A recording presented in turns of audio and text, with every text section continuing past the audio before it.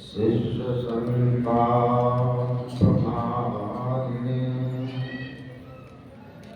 सच्चिदानंद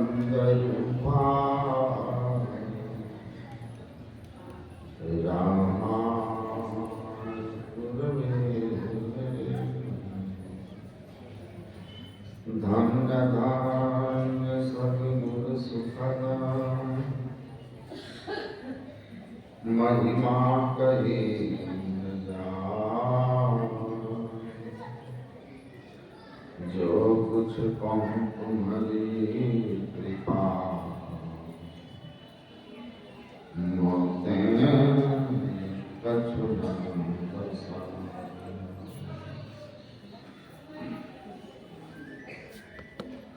स्वनिवास में विराजमान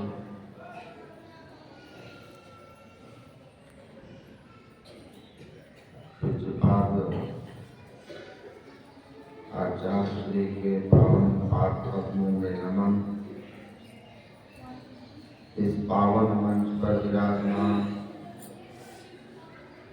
गुरुचरण सेवी स्वामी श्री प्रमोद जी महाराज तथा सभी गुरुजनों के श्री चरणों में नमन। परमादरणीय सत्संग प्रेमी महान भाव धर्म अनुरागिनी माताओं एवं धर्मशिला भाई,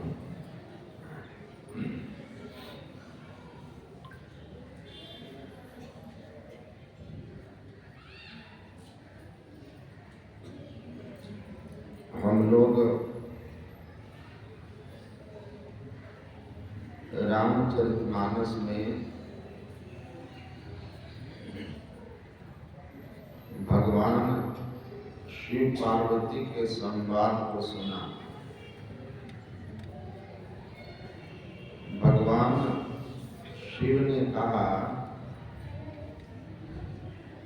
राम कथा के ते अधिकारी जिनके सत्संगति अति प्यारी, गुरु चरण प्रीति नीति रत जेई, द्विज सेवक अधिकारी सोई। ये राम कथा का अधिकारी कौन है? भगवान शिव कहते हैं, जिनको संतों का संग अति प्रिय है, जिनको गुरु के चरणों में अति प्रीति है, जो शास्त्रों के नीति में रत है, अर्थात जिनका जीवन यही मार्ग श्रुति साध लखावे, जो रास्ता संत महापुरुष और सदशास्त्र बताते हैं, उस राह पर चलने में जो तत्पर रहते हैं और विप्र के चरण के सेवक, द्विज के चरणों के सेवक हैं, विप्र चरण के सेवक हैं, संत के सेवक हैं। गोस्वामी जी राम कथा के इनको अधिकारी बदला है।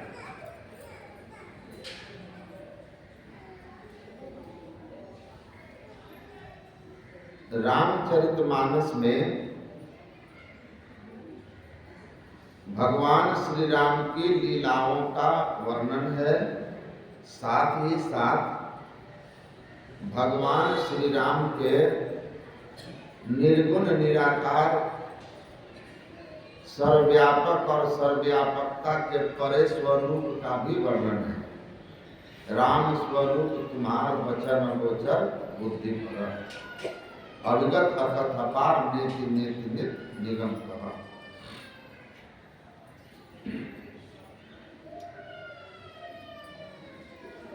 और सगुण लीला और निर्गुण स्वरूप दोनों की महिमा का भी वर्णन किया गया है।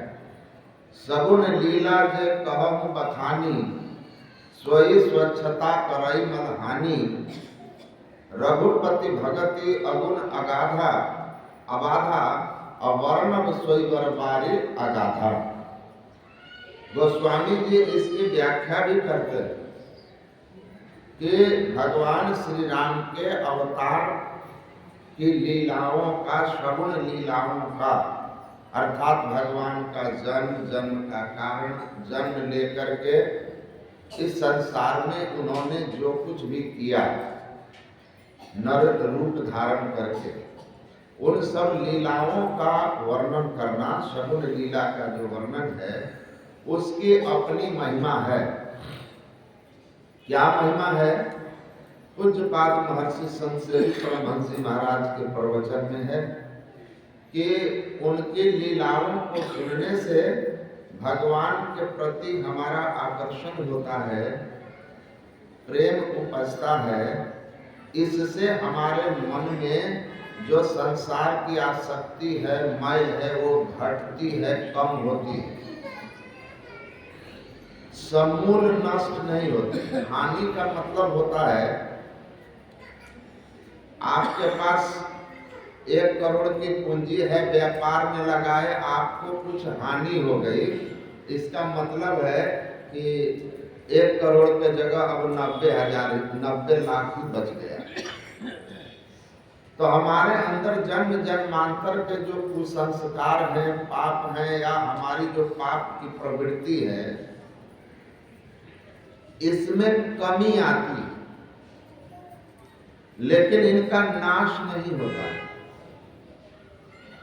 लेकिन भगवान के निर्गुण निराकार स्वरूप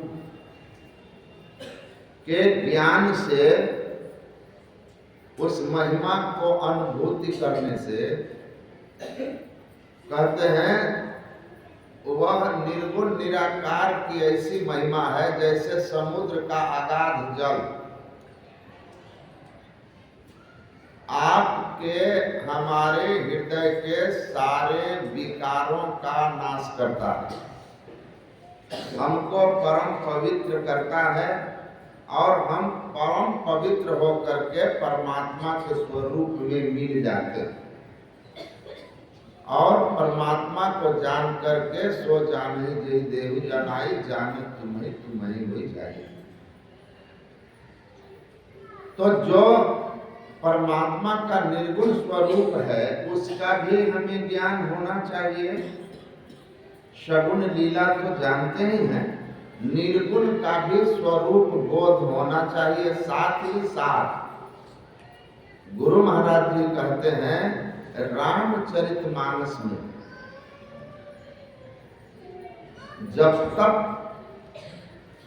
जो आदि का वर्णन किया है, ये सब उसके जलचर हैं, ये सब जलचर चारु तड़ाका। जब योग आदि का जो वर्णन किया गया है, उस निर्गुण निराकार स्वरूप को अनुभूति करके पूर्णतया पर एकदम पावन पवित्र होकर परमात्मा में एक हो जाना, मोक्ष पा लेना, यह जो साधनाओं का वर्णन है, यह जलचर की तरह है। जैसे जलचर, जलीय जीव तालाब में नीचे रहते हैं, वो दिखाई नहीं देते, मछुआ जाल फेंक करके उनको फंसाकर जब बाहर लाता है तो दिखाई देते हैं। उसी तरह संत महापुरुष इस रामचरितमानस में, रामायण में भगवान की जो लीलाओं के साथ साथ उनके स्वरूपादि का वर्णन और अनुभूति की बातें हैं, साधना की बातें हैं, ये सूक्ष्म रूप में लिखी गई है। इनको संत महात्मा जो हैं उसको राम कथा रुचिराकर नाना, मर्मी सज्जन सुमति कुदारी, ज्ञान विराग नयन उर्गारी। राम की कथा से रूपी खान को ज्ञान, वैराग्य, विवेक की दृष्टि से खोद खोद कर निकाल करके हम लोगों के कल्याणार्थ सुनाते हैं, समझाते हैं और उससे हमारा भला होता है जब हम उस अनुकूल चलते हैं। जो सत्संग नहीं करते, संत का संग नहीं करते, सदगुरु के चरण में प्रीत नहीं करते, वो केवल बाहरी बातों में ही लगे रहते हैं। वे वास्तव में राम कथा सुनकर के भी राम कथा का जो लाभ होना चाहिए वह नहीं प्राप्त कर पाते हैं। इसीलिए गोस्वामी जी ने कहा कि राम की जो कथा है उसके अधिकारी वही होंगे जिनको सत्संग से प्यार होगा, प्रेम होगा, संतों से प्रेम होगा, जिनको गुरु से प्रेम होगा। आप लोग बहुत बार सुने हैं कि एक रामचरितमानस के बड़े विद्वान यहाँ आए थे, राम की कथा सुनाते थे, लेकिन महर्षि संतसेवी परमहंस महाराज ने उनसे और एक गुप्त मत सबहि कहूँ कर जोरी, शंकर भजन बिना नर और भक्ति न पावही मोरी, जब इसका अर्थ पूछे तो उन्होंने क्या कहा था कि ये कौन सी बड़ी बात है, इसमें तो सीधी बात है कि भोले बाबा अवघड़दानी हैं, उनका जो भजन पूजन करता है जिस तरह करते हैं बेलपत्र आदि से, तो वे प्रसन्न होते हैं। और जो भगवान शिव के भक्त होंगे वे ही राम के भक्त होंगे। जो शिव भक्त नहीं वे राम भक्त नहीं हो सकते। भगवान राम ऐसा कह रहे हैं। तो पूज्यपाद ने बहुत सहज ढंग से कहा कि तब तो लक्ष्मण जी और हनुमान जी ये राम भक्त नहीं हैं। कहा ऐसा कैसे हो सकता है, ये तो परम भक्त हैं। तो कहा हनुमान जी ने क्या कहा था, सुनो दस कंत कहूँ पन रोपी, राम विमुख त्राता नहीं कोपी, शंकर सहज विष्णु अज तोही, और राख न सकहि राम कर द्रोही। उन्होंने तो कहा कि हजार शंकर भी आकर के रक्षा करें तो तुम्हारी रक्षा नहीं होगी। वो तो शंकर को चुनौती दे रहे हैं, एक शंकर नहीं हजार शंकर तुम्हारी रक्षा नहीं कर सकते। और लक्ष्मण जी ने कहा था जो सत शंकर करे सहाय तदपि हतौ रघुवीर दुहारी। 100 शंकर भी अगर आकर के आज मेघनाद की रक्षा में खड़े हो जाए तब भी मैं भगवान की शपथ लेके कहता हूं आज मारूंगा मैं उसको। तो वो तो चुनौती दे रहे हैं कि 100 शंकर आ जाओ, बचा नहीं पाओगे। तो ये भक्त कहाँ है, वो तो शंकर भगवान को चुनौती दे रहे हैं। अब भगवान राम ने भी कहा था सुन मारियो बाल ही एक ही बाण, ब्रह्म रुद्र शरणागत गए न उबरे प्राण। वो किसी के शरण में चल जाए, शिव जी के शरण में चले जाए तब भी प्राण उसका बचेगा नहीं, एक ही बाण में बाली को मार दूंगा। तो आपके अनुसार तो ये सब राम भक्त नहीं है, क्योंकि ये तो शिव को चुनौती दे रहे हैं। तो उन्होंने कहा कि इस संबंध में तो मैंने कभी चिंतन नहीं किया, विचार नहीं किया, लेकिन बात आपकी सही है।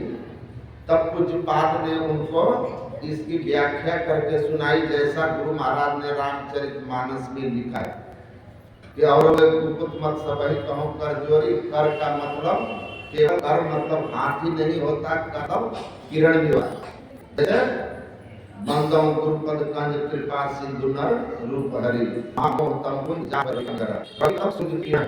उसी तरह जो दोनों चरण आंख से निकलने वाली दोनों दृष्टि धारों को, किरणों को जोड़ने वाला भजन करता है, ध्यान करता है, ऐसी भक्ति करता है जिसको नवधा भक्ति में छठ दमशील विरति बहुकर्मा निरत निरंतर सज्जन धर्म है। जो दृष्टि योग की साधन करता है, दोनों दृष्टि धारों को जोड़ने की साधना करता है, वही कल्याण ईश्वर की कल्याणकारी भक्ति करता है। और यही भगवान श्री राम के दर्शन के कृपा के अधिकारी होता है। वही उनका स्वरूप का दर्शन कर पाता है। उसी को गुरु महाराज कहते हैं धड़ चेतन धारा पिंड के 12 दशम द्वारे का। 10वें द्वार में दृष्टि योग की क्रिया करके भगवान शिव जो नेत्र खोले थे, तीसरा नेत्र, उस तीसरे नेत्र को उन्मेष करता है, अंतर ज्योति प्राप्त करता है, फिर अंतर्नाद प्राप्त करता है। इस तरह की साधना करके वह परमात्मा की भक्ति करने वाला परमात्मा को प्राप्त करता है, असली राम भक्त कहलाता है, राम भक्त बनता है, राम को जानता है, पाता है। तो जब उन्होंने सुना और कहा कि रामायण तो मैं पूरा पढ़ गया था, लेकिन ऐसा विलक्षण अर्थ पहली बार सुन रहा हूं, तो पहली बार संत पुरुष के शरण में आए तो उनको विलक्षण अर्थ जानने में आया। नहीं तो वो स्वयं ही नहीं जान रहे थे, तो लोगों को केवल बाहरी बात सुना रहे थे। तो जब तक आप किसी संत के शरण में नहीं जाएंगे, गुरु के चरण में नहीं जाएंगे, आप राम कथा के मर्म के, शास्त्र के मर्म को नहीं जान पाएंगे और आपका कल्याण नहीं हो पाएगा। इसीलिए कहा कि राम कथा का वास्तविक अधिकारी तो वही है जो संतों का प्रेमी है, सत्संगी है। बोलिए श्री सद्गुरु महाराज।